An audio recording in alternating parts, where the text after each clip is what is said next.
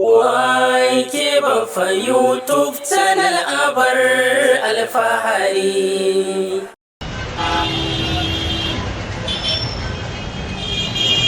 Assalamu alaikum masu kallon mu da sauraron mu a cikin wannan ƙayatacciyar tasha tamu mai taken Wake Baffa, inda a kowane mako muke kawo muku wannan ƙayataccen shiri mai taken daga masu kallon mu.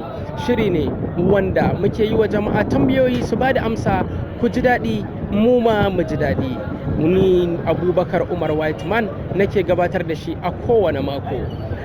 Wake Baffa ta kuce, mu sha kallo lafiya. Tambaya a Hausance. Idan ka ci amsa ka ba da amsa daidai ga 200 ka.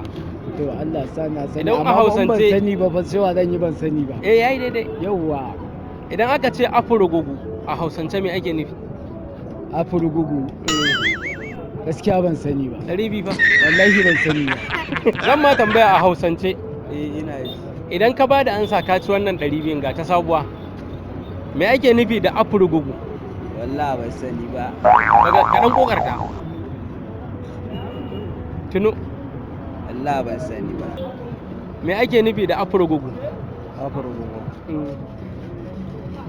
To afurugugu. Sai ban san wannan amsan ba.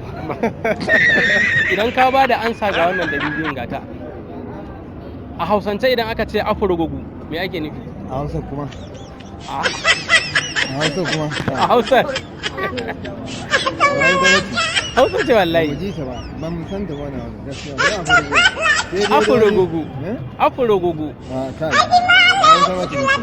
Zan ma tambaya a Hausance idan ka ba da ansa ga wannan 200 sabuwa dal. Allah sana sani. A Hausance idan muka ce afurugugu me ake nufi?